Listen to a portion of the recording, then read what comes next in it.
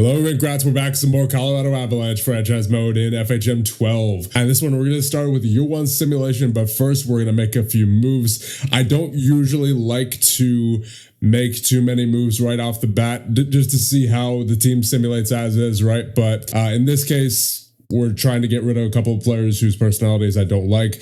Manson might be successful, but he won't be well liked. Not going to have that kind of personality on this team. And the same goes for Olofsson. So the first trade we're going to make is with the Chicago Blackhawks. Now, obviously, they're a rebuilder, so this is more so a hockey trade than anything. We're going to be sending them Olofsson and a 5th round pick in exchange for Matt Grzelcyk, who is a left defenseman, 2.5-star ability, 31 years of age, making $1 million for the next year on his contract. Obviously not going to be anybody who is going to be sticking around for too long, I can't imagine. But what we do need with this roster is we do need lefty. As we see by our left defenseman, we have Toews and Girard, but you have Middleton as our third lefty, only a 1.5-star ability. I would like to get some more depth at lefty, so that is the purpose in acquiring Matt Grzelcyk here, and we're also going to be getting a 3rd round pick back. So Olofsson and a 5th in exchange for Grzelcyk and a 3rd offer trade. Obviously nothing too big,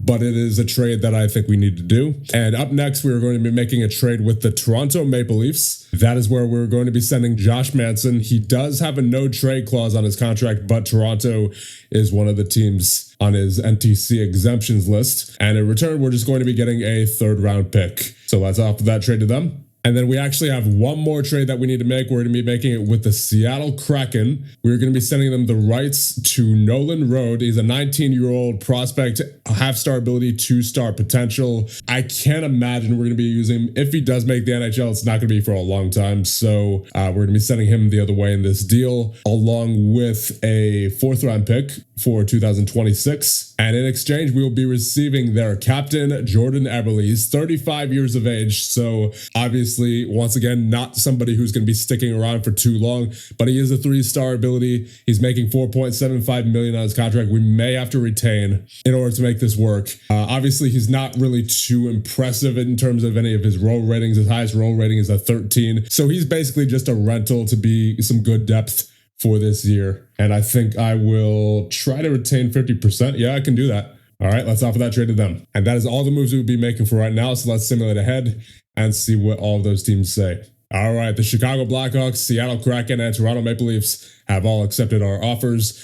So it's Olofsson and a 5th to Chicago in exchange for Grzelcyk and a 3rd, complete trade. And then it's the rights to Nolan Road and a 4th round pick to Seattle in exchange for Jordan Eberle at 50% of his salary retained. And then to Toronto, it's going to be Josh Manson in exchange for a 3rd round pick, complete trade. There it is. So in making those trades, we did manage to get a couple of 3rd round picks in here, which we did need. We did not have any 1st, 2nds, or 3rd for this year before those trades. So I think that alone made those trades worth it. But that is essentially going to be our offseason, so we will simulate ahead. And I will see you guys probably in the regular season. Oh, I've just realized we have 3 prospects, in fact. Well, technically 2 prospects. You have one 26 years of age, 1/2-star talent, 1/2-star potential, who's expiring this year. But you also have an 18-year-old and a 19-year-old prospect who both have their rights expiring this year in Maximilian Curran and Christian Humphreys. Both need to be signed by the end of this year. You know, I prefer not to take any chances. I'm just going to offer them right now. Same for Humphreys. Okay, good. We've signed Curran and Humphreys. So now we are going to send them back to their original teams, but I just wanted to get them signed and out of the way, just so we don't risk losing them this offseason. Major injury for Cale Makar to start the season indefinite. Are you kidding me? What a way to start the franchise mode. Then with Cale Makar on the injury list for the foreseeable future. How long is it exactly? 7 months? Are you kidding? That's the whole season. That's the entire regular season. Oh my goodness. I mean, at least he'll probably be back for playoffs, but still, that's rough. That is a rough one to get right off the bat. That is very unfortunate. So with that, this is going to be our roster. Heading into year number 1, you have Wedgwood and Blackwood in net. On defense, you have Toews, Burns, Girard, Grzelcyk, Malinsky, Akan, and Middleton. And of course, injured Kel McCarr. And then at forward, you have McKinnon, Natchez, Nelson, Nichushkin, Eberle, Landeskog, Colton, Barre-Boulet, Kiviranta, Bardakov, Drury, Kelly, and Brindley. And then injured currently are Lehkonen and O'Connor. So we will simulate ahead and see what happens probably in the first half of the year. I'm going to say we'll go up to January 1st. Oh boy, Gavin Brindley out 1 to 2 months. Oh boy, Devon Toews is not a locker room favorite right now. He's in conflict with about a third of the roster here. So we're going to keep an eye on this. Hopefully this does not get too bad. Otherwise, we may have to consider what we're doing with Devon Toews, which unfortunately, if we were to move him, would not be the easiest thing in the world, as he does have a no movement clause. Oh boy, a couple more injuries. Barre-Boulet out for 1 to 2 months. And Akan out for 2 to 3 weeks. All right, we're on January 1st. We are 27-9-3. Good enough for first in the Central Division and second in the league, right behind the New Jersey Devils. So despite Kel McCarr being injured for the next 3 to 4 months, this is still a very good team. Let's check out the player stats. You have Nathan McKinnon leading the way with 54 points in 39 games played, 33 goals. Then you have Natchez with 48, Nichushkin with 31, Nelson with 29, Girard and Burns with 26, Lehkonen with 25, Eberle with 22, Colton with 21, Akan with 20 in 25 games played. Wow, I was not expecting that out of him for only being a 2.5-star ability. Then you have Toews with 19, Grzelcyk with 19, Barre-Boulet and Landeskog with 15, Kiviranta with 14, Brindley with 10, and you have Kelly and Drury with 9, Puustinen, Bardakov, and Malinsky with 8, and then Middleton with 4 in 18 games played. And in goal, you have an .895 save percentage for Wedgwood in 24 games played, and a .914 save percentage for Blackwood in 16 games played. And Blackwood actually has 3 shutouts, and then Wedgwood has 1. So, like I said, very good team so far. And I mean, that's as expected, right? We all expected this team to do well this year. But the key challenge, the challenge for this team is long-term sustained success, right? That's going to be the the real problem for this team, because you have contracts like McKinnon, you have Natchez, you have of course Nelson, you have Landeskog, you have Toews as well, and then of course you have Kel McCarr coming up in the next couple of years. What's he going to want as his extension, right? And then not to mention the fact that we have hardly any good prospects. We have Nabokov, 3.5-star potential goaltender at 22 years of age already, and then Goyev at 20 years of age with the 3-star potential. There's really not much in terms of young talent here. And despite trading for 2/3, it does not help that we don't have a first or a second round pick for this year still. And with our financial situation going into next season, which as of right now, it looks like we're going to be way over the cap, it's going to be interesting. It's this trade deadline may be pretty interesting here. So let's simulate up to, I would say, right before the trade deadline, and then we will see if we're going to be moving anybody out. I imagine we may have to, unfortunately, because of our situation. Okay, Logan O'Connor is back on the team.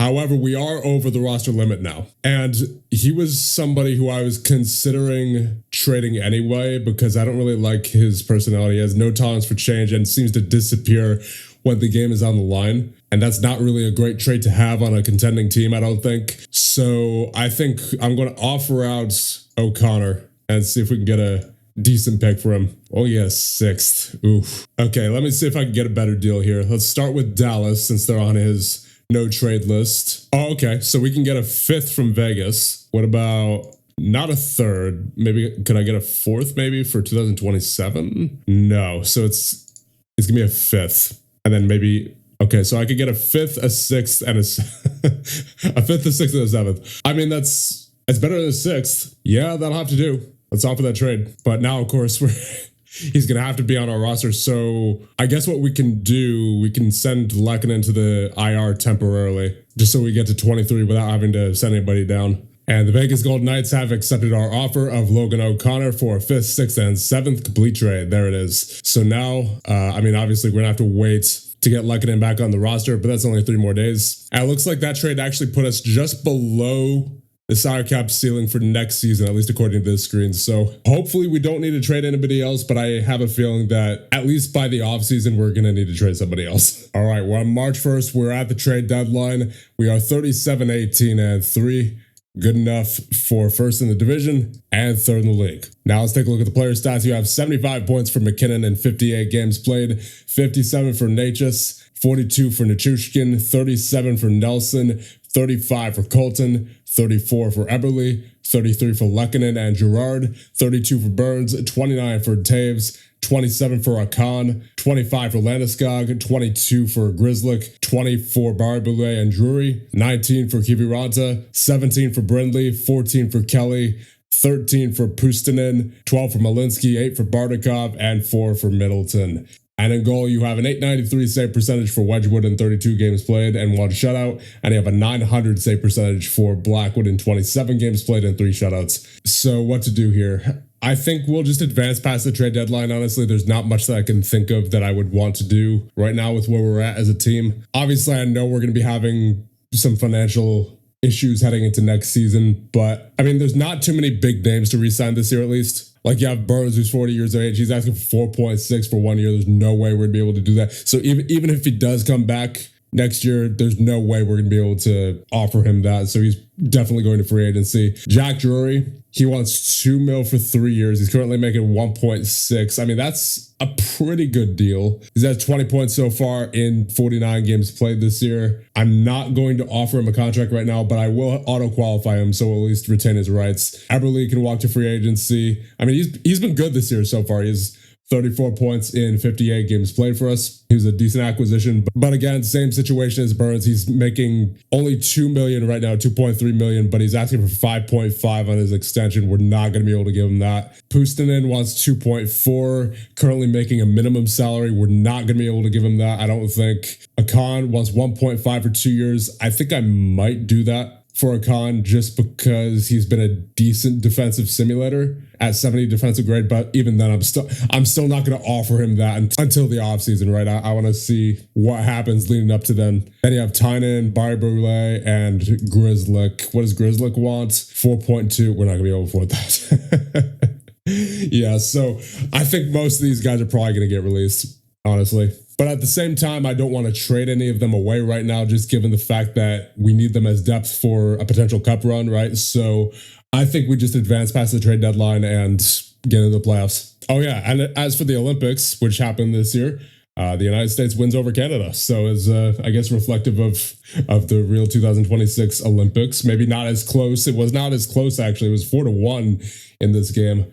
And then Finland beat Sweden 5-3 for the bronze medal. Anyway, with that said, let's make our way to the end of the regular season. And just like that, we were at the end of the regular season. We finished 50, 28, and 4, good enough for second in the Central and fifth in the league. So not bad. Certainly could have done better, especially with the start to the season that we had, but nonetheless, still very good season. Let's take a look at the player stats. You have McKinnon leading the way in 82 games played with 105 points, 64 goals. You have Natchez with 82. Then it drops down to Nichushkin with 55. Colton with 49. Girard with 46, Eberle with 44, Akan with 43, Nelson, Lehkonen, and Taves all with 42.